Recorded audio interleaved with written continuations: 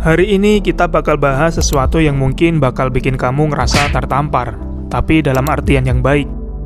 Pernah nggak kamu ngerasa dari bangun tidur sampai kamu mau tidur lagi, HP kamu nggak berhenti bunyi, WA terus masuk, to-do list kamu penuh coretan, dan kamu ngerasa capek banget. Tapi pas akhir bulan, tabungan kamu segitu-gitu aja, atau skill kamu nggak nambah, atau malah proyek besar yang kamu impikan malah nggak jalan-jalan. Kalau iya, kamu nggak sendirian. Kamu lagi terjebak dalam productivity trap atau jebakan produktivitas. Ini adalah kondisi di mana kita merasa sibuk, tapi sebenarnya kita cuma berjalan di tempat. Jangan skip video ini, aku mau kamu tonton sampai detik terakhir. Kenapa? Karena di pertengahan nanti aku akan bedah kenapa otak kita secara biologis menipu kita untuk mengerjakan hal-hal yang nggak penting. Dan di bagian penutup, aku akan kasih satu metode konkret yang bukan sekedar teori. Tapi cara nyata gimana kamu bisa dapat hasil 10 kali lipat lebih besar dengan kerja yang justru lebih sedikit. Kalau kamu berhenti di tengah jalan, kamu cuma dapat rasa bersalahnya, tanpa tahu cara memperbaikinya. Jadi, yuk kita bongkar. Biar kamu lebih paham, mari kita bicara tentang seseorang yang mungkin mirip dengan kamu. Kita panggil saja dia si Budi. Budi adalah seseorang profesional muda yang ambisius. Setiap hari dia bangun pagi, langsung cek notifikasi. Di kantor, dia yang paling rajin balas email. Dia yang paling aktif di grup WhatsApp, dan mejanya penuh dengan catatan to-do list. Kalau ada orang lewat, Budi selalu kelihatan lagi ngetik atau lagi meeting. Dia ngerasa bangga dengan kesibukannya. Tapi ada satu rahasia pahit. Proyek besar Budi, hal yang sebenarnya bisa bikin dia naik jabatan atau bikin bisnisnya meledak, nggak pernah selesai. Kenapa? Karena Budi menghabiskan 90% energinya untuk hal-hal kecil yang sifatnya administratif. Budi terjebak dalam movement or achievement. Dia bergerak, tapi tidak mencapai apa-apa. Budi itu kayak orang yang lagi lari di atas treadmill, keringatnya banyak, tapi dia nggak pindah kemana-mana. Apakah kamu merasa kamu adalah Budi? Sekarang kita masuk ke bagian yang agak teknis, tapi penting banget. Kenapa sih kita suka banget jadi Budi? Kenapa otak kita lebih milih balas email daripada ngerjain tugas yang susah tapi penting? Nah, ngomongin soal kesibukan yang sia-sia, kita nggak bisa lepas dari satu hukum yang namanya hukum Pareto, atau prinsip 80/20. Ini ditemukan oleh ekonom Italia bernama Vilfredo Pareto.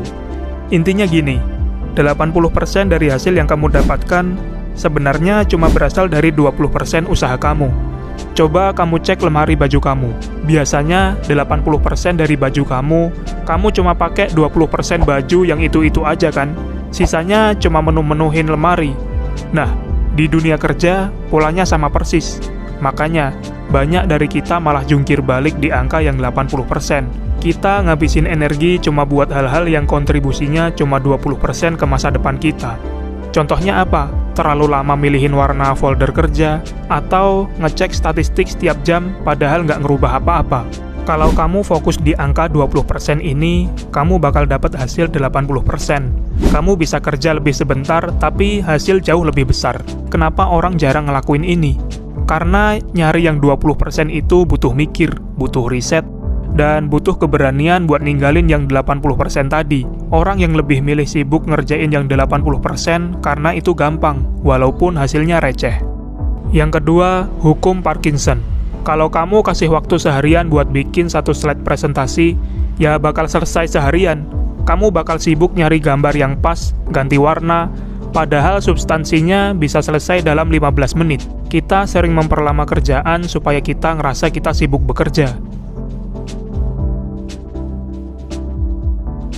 Teman-teman, dengerin ini baik-baik.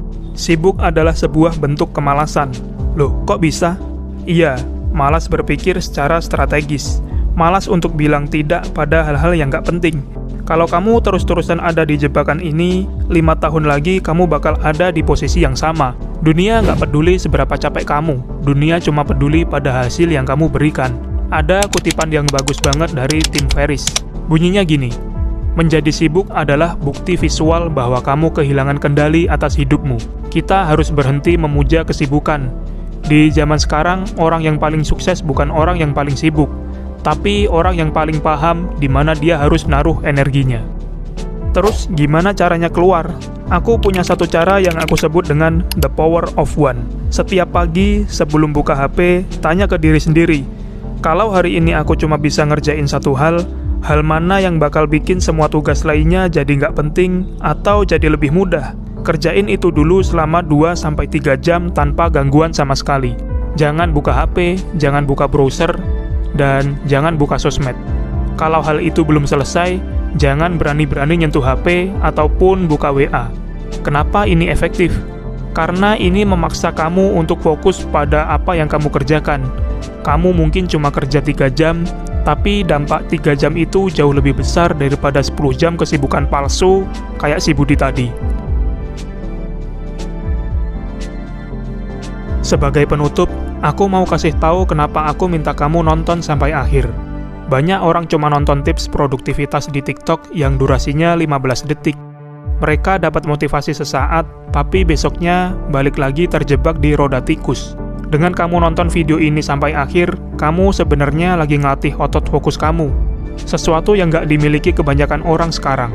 Kamu sudah belajar tentang kisah si Budi, tentang hukum Pareto, hukum Parkinson, dan strategi the power of one. Sekarang, bolanya ada di tangan kamu. Apakah besok kamu akan bangun dan jadi Budi lagi? Atau kamu mau jadi orang yang benar-benar memegang kendali atas waktumu? Tulis di kolom komentar, satu hal apa yang paling sering bikin kamu sibuk tapi nggak produktif? Mari kita diskusi di bawah. Sampai jumpa di pikiran selanjutnya.